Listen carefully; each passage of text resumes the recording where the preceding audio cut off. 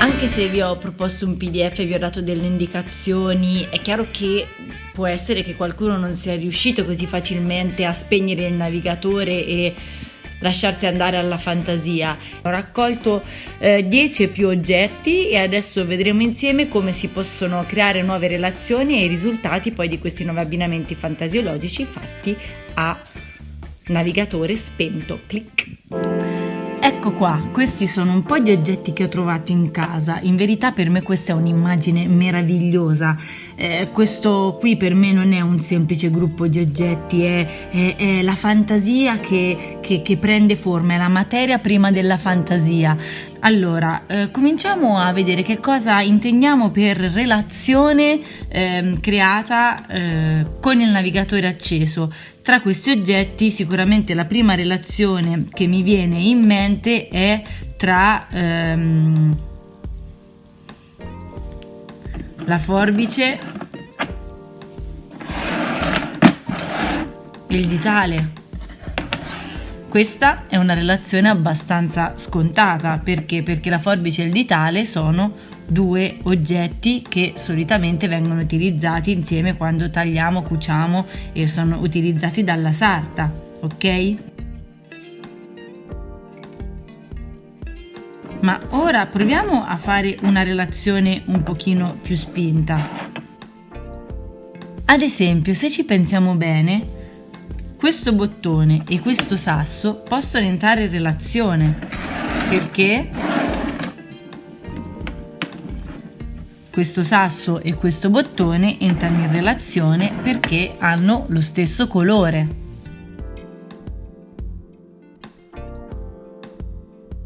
E poi, se torniamo a lavorare su un altro elemento, la forbice, il cucchiaino e il ditale sono un'altra relazione e anche la moneta sono un nuovo sottogruppo. È un sottogruppo dato, quindi potremmo dire dal materiale. E poi, in verità, potremmo anche dire che quest'altro gruppo è un nuovo gruppo formato da oggetti che provengono dalla natura, perché il tarallo comunque sia è fatto con la farina che proviene dal grano, scusate.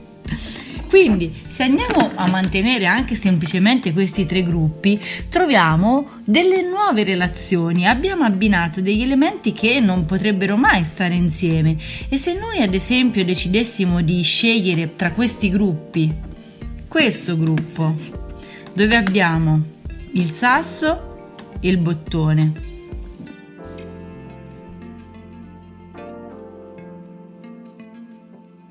a parte che già solo così vedendolo mi viene in mente qualcosa che penso viene in mente anche a tutti voi.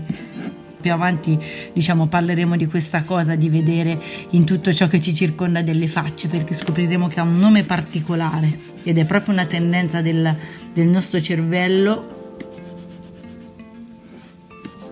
che vede facce in tutte le cose. Bene, e adesso che cosa possiamo fare con un sasso bianco e un bottone?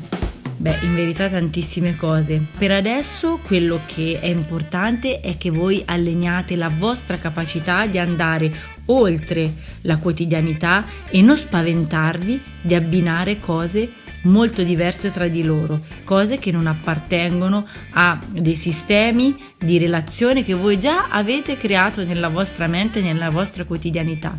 Se già acquisite questa libertà, uno dei passi è stato fatto, essere liberi di creare associazioni inaspettate, ma anche poi renderle prolifiche per creare appunto quelle che sono delle nuove storie, perché ricordatevi che la fantasia è la capacità di fare nuove relazioni, la creatività è la capacità di concretizzare queste nuove relazioni in storie, oggetti, progetti. Quindi la cosa importante ora è imparare a spegnere il navigatore e poi arriverà la creatività, ve lo prometto.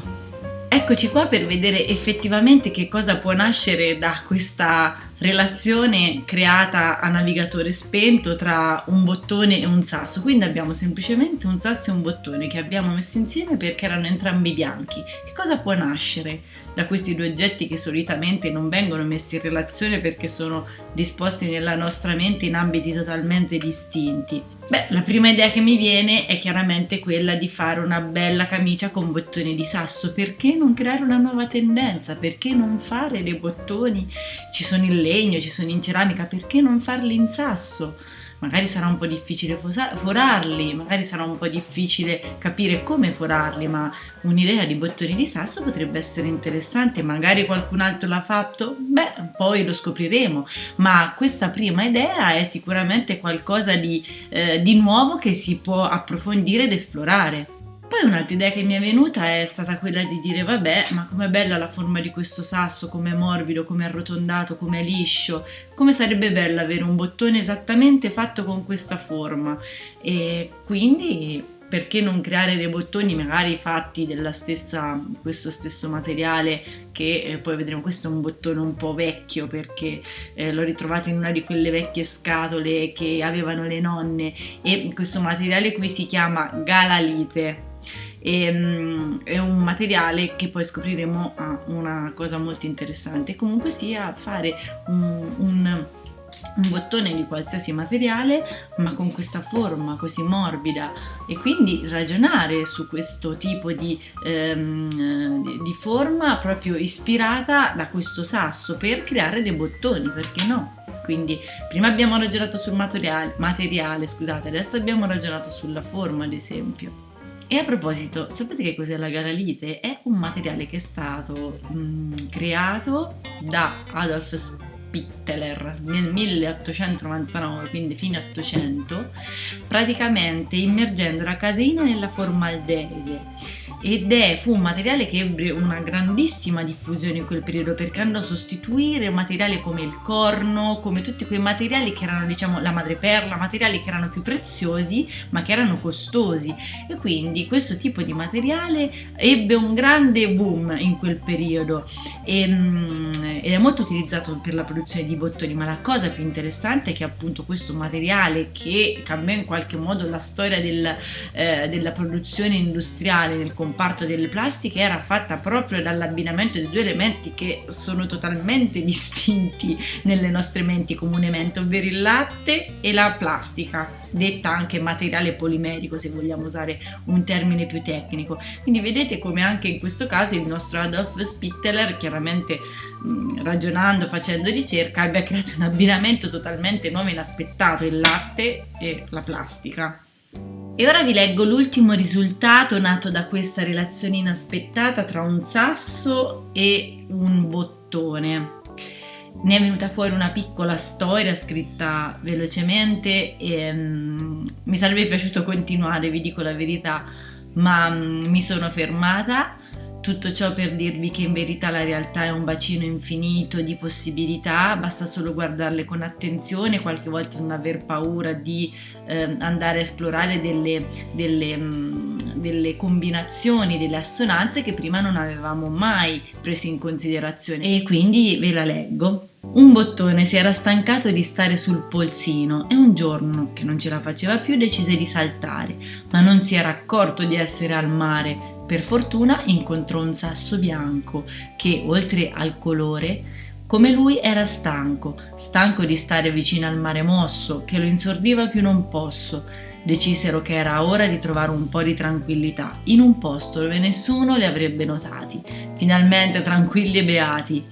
Mi hanno mandato ieri una cartolina, se la godono al Polo Nord dalla sera alla mattina. Questa è una brevissima storia, un brevissimo racconto per farvi capire come anche questo tipo di esperienze potrebbero essere interessanti da fare con i bambini, con a scuola magari, dimostrando ai bambini come anche gli oggetti più semplici in verità possono diventare fonte di racconto, fonte di novità, fonte di fantasia, e quindi stimolarli ad avere attenzione anche per le cose più piccole, per le cose più banali. Quindi questo racconto del sasso e del bottone in qualche modo ci porta nel mondo dell'infanzia, ma ci ricorda che la realtà non è mai così banale come ci appare, basta porci attenzione e soprattutto a volte lasciarsi andare, liberarsi da quelli che sono degli schemi che abbiamo, per poter scoprire che anche la realtà più banale, l'oggetto più banale quotidiano in verità può nascondere tante storie. Ci vediamo alla prossima avventura. Mi raccomando, navigatore spento.